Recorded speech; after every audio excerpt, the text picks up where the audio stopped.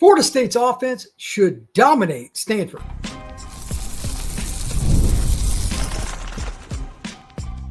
You are Locked On Seminoles, your daily podcast on the Florida State Seminoles. Part of the Locked On Podcast Network, your team every day. Welcome back into Locked On Seminoles. I am your host, Brian Smith, longtime college football recruiting analyst. Thank you for making Locked On Seminoles a part of your day each and every day right here on the Locked On Podcast Network. Today's show is brought to you by FanDuel. New customers can bet just $5, and if your bet wins, you'll get $300 in bonus bets to use across the FanDuel app. Just download it today. We're going to be talking about Florida State's ability to use NIL after this season, whether or not there are any coaching changes at all. What do we think it is?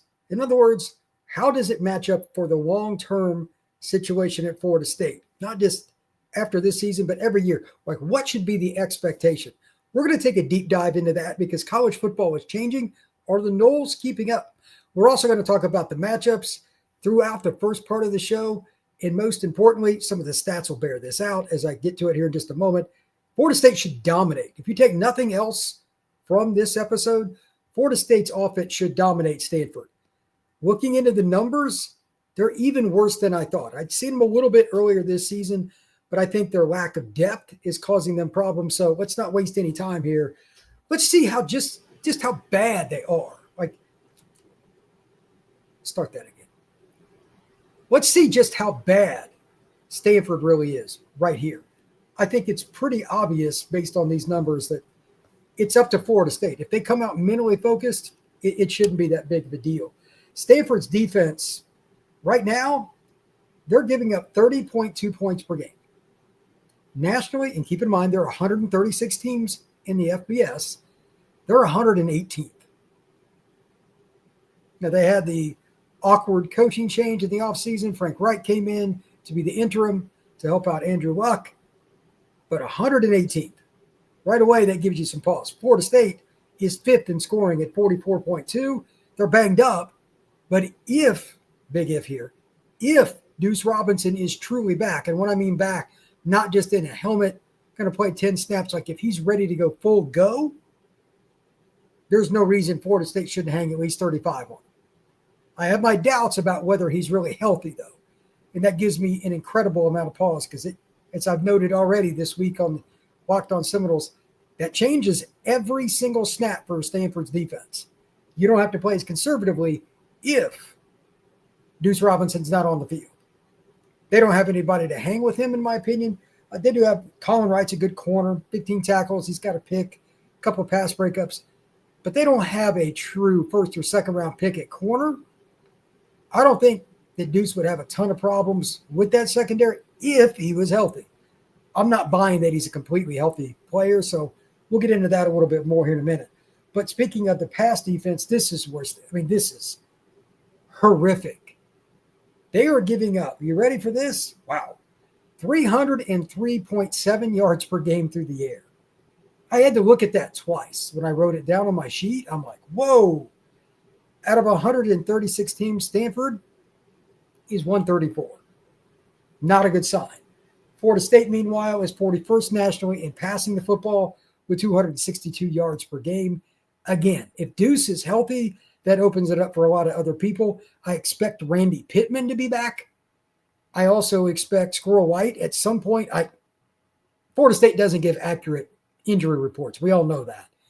But if they have all three of Deuce, Squirrel, and Randy back with everybody else, is there really any reason Florida State shouldn't drop 40 on Stanford? Again, I know those are all big ifs, and we're not going to get any totality on the injury list from Norvell. That's not what he's good at. But if that comes to bear fruit on Saturday night and the game's 10:30 Eastern, it's a late one, and Florida State goes out there and scores under 30 especially, I will flip my lid on the postgame show. But they should score 35 at least. There's just really no excuse not to. The other part of this, Tommy, if he's healthy, I know he got banged up some, but I don't think he's going to miss the game or anything. They should be able to run the ball pretty effectively and then do some play action. We'll see what happens. But again, 303.7 yards per game. That's what Stanford gives up. They should go out and smoke them. Rushing, they're pretty good on the defensive side with rush defense, at least statistically. But let me ask you this. They give up 114.7, which is 37th nationally. Sounds good. But are you buying that, or are teams realizing they're just so bad at stopping the pass? Why run it? Just throw the football. They can't stop it. I think that's probably the more likely answer. I doubt Stanford has much depth. I doubt Stanford has enough speed. Their secondary is probably getting bludgeoned. And although, like, Clay Patterson's got 3 sacks, he's a 6'3", 280-pound defensive lineman, good player. They don't have a bunch of pass rushers. If you can stay in manageable situations, 3rd and 5 or less, Florida State should be able to be at least close, if not over 50% on 3rd downs. That's just not a very good defense. Again, I knew they weren't great, but really digging in and kind of looking at the stats, and these are just some of the baselines. I didn't even go super deep into it. There's no reason Florida State shouldn't bludgeon the Stanford D. And then finally, just kind of looking at it overall, 418.3 yards per game is what Stanford gives up. That's 116 in the country, while Florida State is 3rd in the nation offensively with 536.5 yards per game. Just run your offense. Even if Deuce doesn't play, you should score 31, 34, something like that. I just can't see it not happening. Chroma, Sawchuk, Jalen Lucas, they're still going to have to play a lot of zone and be conservative. And they've got a 3-man front.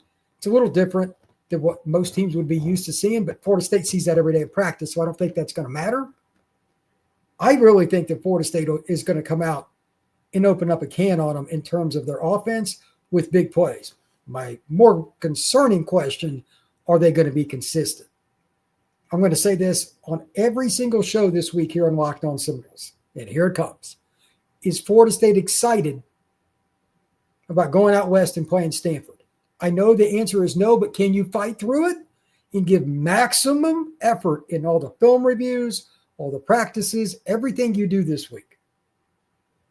That has to be a yes. We're going to find out how dedicated this team is. And for the record, they're already way more dedicated than last year's team.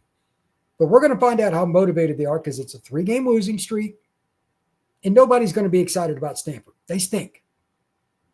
Do it anyway. You signed up for this. And if you're not excited for Florida State football, hit the road.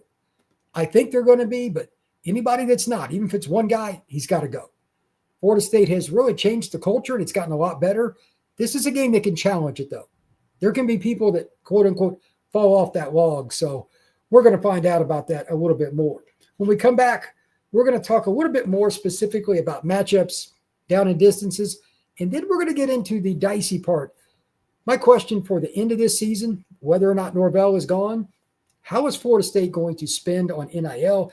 That is a really big deal. That is next right here on Locked On Seminoles.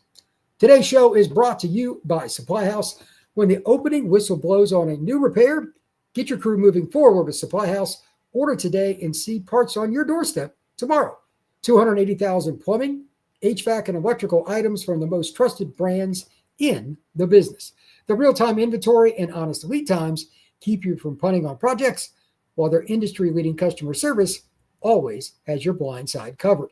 If you need a part really quick, getting it overnight is not a problem, and you can also get all kinds of different things through the Part Finder tool and the 3D schematics.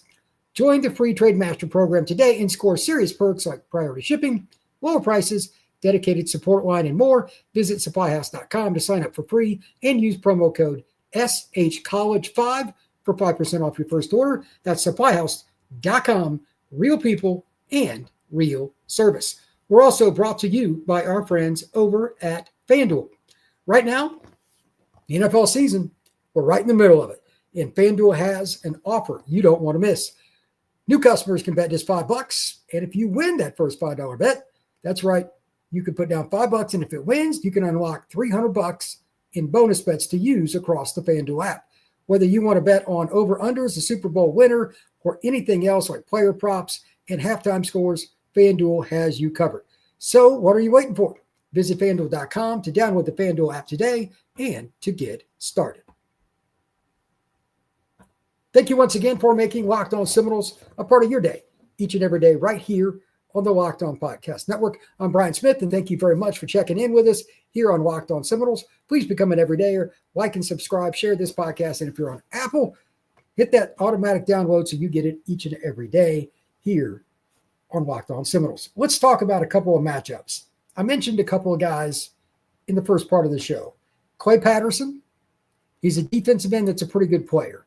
Is Micah Pettis ready to be back? And if he is he truly healthy? Again, a player coming off injury playing is one thing. Are they full go or are they hobbled? And you're trying to get them through it. I have no idea. But Micah Pettis has been really good. And to be honest, his pass pro has gotten a lot better since he came and worked with Herb Hand at Florida State. So I'm curious if Florida State is going to have him back, because the one guy in particular, Clay Patterson, he got 3 sacks, 280-pounder. That should be a pretty good matchup. When he's on the other side, I don't know. And I don't know how much they flip-flop guys, if they play left, right, whatever it is.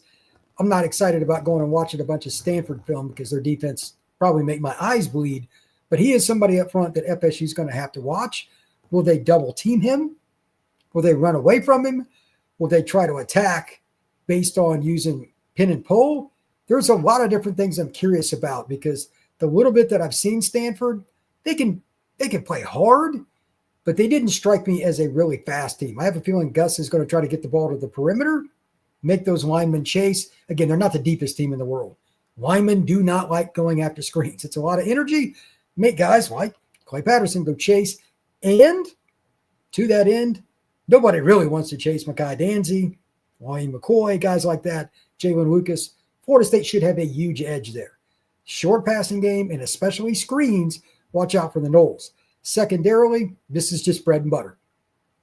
Are you going to move them out of the way and run your inside zone efficiently, even if Tommy Castellanos is, for lack of a better phrase, on a pitch count?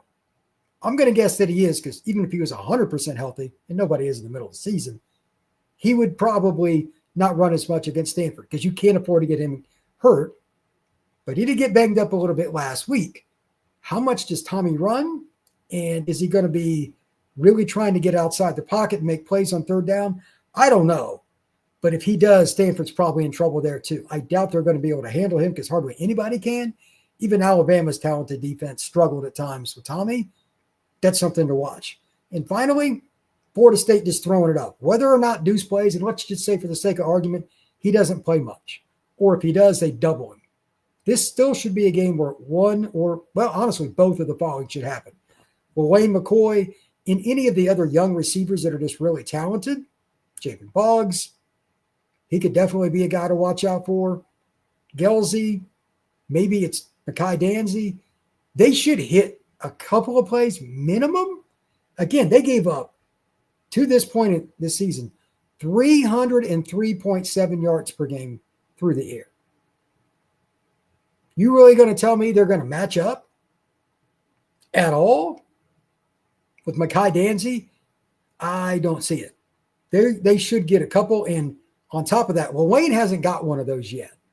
I'm telling y'all, he can run, and he's got really good hands. I'm curious to see Tommy get him the ball down the field. That, especially if they could do that early, again, whether or not Deuce plays, that would really set the tone and set up the inside runs. It would be difficult for Stanford from that point forward. So look out for those. One last point here on the offense, attacking them. Gus does a great job with misdirection. I'm curious to see if Stanford goes to more of a nickel look, like a 3-3 instead of a 2-3-4, or are they going to play more 4-man front, a 50 front? How are they going to attack? Because I don't think they can cover in space. They could flip-flop it and just be really aggressive. I doubt that, but they're not going to play with Florida State outside the numbers very well. If they do come after FSU, do they have any success? And if it doesn't work, does Florida State take a basic draw play? Florida State does a great job with their draw game, or anything like that. Maybe a rollout throwback screen or something and get an 80-yard touchdown. If you're aggressive when you blitz because you're not covering very well, it can actually multiply your problems. Watch out for that. If Stanford decides to come after FSU, I don't think that'll work well. Not saying they will do it, but if they start trying some different fronts up near the line of scrimmage and bringing safeties down and all that, look for Florida State's pass game to really take advantage. Again, they give up over 300 yards a game through the air. They're pretty bad. Now, the main point of this show that I'm just curious about from a personal standpoint, forget the game, but this is something I'm going to talk about until the end of the season, almost every day in some capacity. NIL / Norvell's contract / where is Florida State headed? This is what most of you want to talk about anyway. It just is. Is Florida State dead in the water until Norvell's gone? I don't think so, because one of two things has to happen at the end of this season, or I'm wrong and they are dead in the water. One of those two things is you get rid of Norvell and you start over. That's the obvious. Talked about that a bunch in the last week. Going to put that to the side. The other, regardless if Norvell is back or not, the next head coach or Norvell, this offseason is going to be very unique. There are a lot of players, and I'll go over some of them that I expect to either be gone or potentially gone. They're going to have a lot of players to replace in the portal. They got some good young players too. But how much is Florida State willing to spend if they bring back Norvell? Please answer if you're on YouTube or wherever you want. Comment on that. Secondarily, if they do get rid of Norvell, that's a lot of money. Would they just punt on this year's crop and the next guy's got to kind of build slow? How would they do that? I honestly don't have much of an opinion on it, and I'm usually somebody that does, but that really just comes down to some booster really, and I do mean really ponying up because of all the following. I'm not sure if Tommy's coming back. I'm not sure if he's going to petition the NCAA, but a quarterback in a now one portal window cycle, there's no spring window. So if you go after a quarterback, you got one chance, but everybody's got one chance. That makes it dicey. It could be expensive. Does Brock Glenn stay? Do you pay him to stay? What about Kevin Sperry? There's a lot of questions at quarterback. Everything starts with Tommy, though, so that's something to consider. Secondarily, Deuce is probably going to leave. If he can get healthy and finish out the year strong, I would imagine he would leave. Do you go find another playmaker at receiver? I don't think they need numbers. They got a lot of good players. But Squirrel and Deuce will be gone. That means Wayne and all these other young receivers got to step up, Mackay, etc. They got plenty of talent. But it would be nice to have another big-bodied receiver. Doesn't have to be 6'6", 223 again, but it would be nice to have another big receiver. I could see Florida State really taking a charge at that. Tight end seems to be pretty good. Pittman, you got Landon Thomas, you got some young guys. That's the one spot they're in a pretty decent place, but we'll see. Unfortunately, where the tight end lines up next to is in a world of hurt because they're going to lose 5 starters. Now, you could approach that a million different ways, and I have already said going into the season that after this year, they needed to back off the portal a little bit, eat it next year, play the younger guys, and let it play out. I've said that, and I'm still steadfast with it. Coaches aren't very patient, and alumni that are spending NIL don't like that either. It's an awkward spot. You can't gain experience unless you play the young guys. So how many are they going to allow to do that? Because, again, there is no spring window after you go through spring practice. There's only one portal window. It's January 2nd through January 16th. Florida State minimum, I would say, needs 2 offensive linemen from the portal. That's not that hard. But if you go all in, get 3 or 4, and then everybody competes and you have a true 2 deep for the first time in forever at Florida State, they got some good young players. That would be a sign that you're trying to win next year. Maybe they only do that if Tommy's able to come back. I have no idea. Just something to think about. But you're going to lose 5 guys up front. That is hard. Jonathan Daniels, Mario Nash Jr., you got Lucas, Andre Otto. I have no idea which guys are going to step up. There's so many different players. They got transfers in this last offseason. Josh, the transfer from Vanderbilt, he's a guy that might be a starter at guard or maybe at center. They've got possibilities, but you still got to have a couple of veterans come in. That won't be cheap. When we flip it over to the defense, because I don't think they're going to take anybody at running back if Salchak comes back. If he comes back, I think they'll be okay. You keep Chroma, you pay him. D-line, you got to pay Kevin Wynn. You can't have somebody swiping him away. Big Darrell's going to be gone. Daniel Lyons should be back. KJ Sampson should be back. I'm pretty sure that James Williams will be back. They'll have a pretty decent start. You'll have Mandrell and Daryl Desir. They do have to go get multiple pure edge rushers, in my opinion. Maybe one of them's not, for a lack of a better term, maybe it's not somebody that is the highest of high end. They've got some younger guys coming up. Maybe that'll work. And then you got Amari. Need to see where he's at. You could probably have to pay to keep him because he's a very talented athlete. But we'll see. Linebacker is the biggest need on defense, obviously, in terms of just upgrading the talent overall. You could still argue D-line is more important overall because that's the more impactful position. And then at DB, I mean, you need some holes filled, but Jerry will be gone. Jerry Wilson will be gone. Unless Jabril Rawls leaves early, or maybe Ashwin Barker. Barker fits the profile for the NFL because of his size. We'll see. Does somebody like that, I doubt it's going to be too bad. They got a lot of good young players in the secondary, like Arnaud, Kai Bates, etc. And then finally, it's the obvious. There's no help like having a 6'6", 335-pound nose guard. Big Darrell Jackson Jr. will be gone, so maybe they get a plugger also on that side, but we'll see. I also want to talk a little bit about what I think is appropriate in terms of what Florida State spends compared to some of their peers. That is next here on Locked on Seminoles. Today's show is brought to you by Mazda, who crafts cars for those who do more than simply move.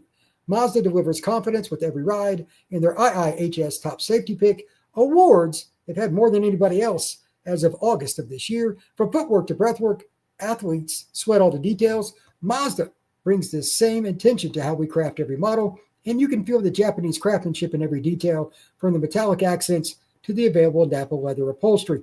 Like our players, we sweat every detail, because when you make every move count, impossible becomes irrelevant. Mazda. Move and be moved. All right, let's talk about what is the expectation for Florida State. And this is kind of open-ended. I'm going to give a few pieces, but I can't go too much in detail from talking to other people at other schools and all that. But Florida State's NIL isn't bad, but it is not on the level of Oregon, Miami, Texas, Texas A&M, or Ohio State last year. They really went all in. Michigan, obviously, they spent over $10 million on one player. I don't know where it ranks, but I also just want to back up for a second, just like I talked about a little bit in the last segment. Put a little asterisk by this. How much will the boosters buy in with the way this season's going and expectations not being met? That's something you have to look at. It's an awkward spot, because if they don't get rid of Norvell, will everybody buy in? I honestly don't know, but I wouldn't blame people if they didn't want to. I get it. This is a really unique scenario. It's pretty rare that I don't have a strong opinion about this kind of stuff, but how in the world am I going to know if all the big boosters for Florida State will be 100% in on helping an NIL this offseason if the coaching staff remains the same? I couldn't tell you, but it needs to be, because if they finish 7-5-ish this year, which is about where I think they'll finish, then why in the world would recruits, boosters, etc., really buy in? We'll get into the recruiting discussion next week. I want to see how this weekend goes before I dive into recruiting as much as some of the sites like Noles 24/7 have. There's some guys that could flip away from Florida State, definitely. But if they buy in enough to get them to the point where they can win at least 8 games next year, then I think Florida State can really take a step forward. But they got to get to that point. Are you going to spend money, big money, to win 8 games? That's a big ask of the boosters. Next year's schedule is not friendly at all. It's not. You got Notre Dame at home. I think Clemson comes here. You got Miami on the road. You got Florida here. That's 4 tough games. And you got your ACC slate. And, oh, by the way, you've got Alabama on the road. It's another tough group of games. Florida State probably isn't a playoff team next year, I would guess, barring something just miraculous. If you can hit the portal, I mean, look at what Texas Tech did. It's possible, but they way overspent. They probably spent more than anybody else in college football in the offseason. Is Florida State going to be able to do that? Or are these guys holding back until they feel more comfortable with who the coach is? I don't know. But my expectation for next year, just to put it in perspective, Miami's going to go out and spend on a quarterback again. Prove me wrong. I also expect Notre Dame will be really good. They'll go out and spend some money. They'll have a chance to be a top 5 team. Florida, either Billy Napier is in or he's out. Florida's going to spend money. The Bull Gator Club's going to spend that cash. Clemson's goofy. I don't know what's going on there. You tell me. I think they might be a little down. Florida State might beat them next year. We'll see. But Alabama, yeah, that's Ty Simpson's probably going to be back after this season. He'll be a Heisman front runner. That's my guess. I don't think he's the perfect fit for the NFL necessarily, arm strength-wise, very accurate. But if he comes back, that's a pretty talented quarterback to go against week 1. They're going to spend, and even if he doesn't, Keelan Russell is a great young quarterback to have out of Duncanville, Texas. That's tough. Are you spending like your peers to win those games? That's really what it comes down to. Now, again, I'm not going to blame guys that don't, but how can Florida State be expected to compete if they don't? This is that teeter-totter. I want your take. What would you do if you were a big money booster? Would you go all in on it regardless? Or would you hold up and say, I'm not going to donate like that, be on some basic donations or whatever, until you make the commitment that I want to coach? I think a lot of people will do that. Not saying there won't be some, but my guess is, for the most part, a lot of the big money boosters are going to be like, I'm not doing that again until I see a return on investment. And the first step in that direction is replacing Norvell. This is the conundrum. And yes, I've avoided it until this point, and I'll just mention it now. A lot of that money they might be more willing to spend on getting rid of Norvell and everybody combining money together to get rid of it. I get it. If that's what has to happen and next year's a wash, it is what it is. But if you do that, you're probably also going to lose some of your players off the current roster because the vultures are going to come. You don't think Mario Cristobal is going to have people trying to call and get players off this roster? Or Florida or LSU or Auburn? Guarantee it. That's just the era we're in, and Florida State tries to do it to other people too. 100%. I guarantee it. With that being stated, Florida State has some really, really big financial decisions to make because if next year tanks too, it just gets a lot harder to get the right coach. The roster doesn't look the way that you want it to. It's not as inviting. I still think you can turn Florida State around in 2 years. I don't think it's that hard. It's pretty low-hanging fruit for a really good coach at Florida State because of location. But it's a thin line. Can you get it done? Absolutely. But they need to make it as attractive as possible. So we'll see what happens. Thank you once again for making Locked On Seminoles a part of your day, each and every day, right here on the Locked On Podcast Network. I'm Brian Smith, longtime college football recruiting analyst. Thank you very much, and we will see you again soon.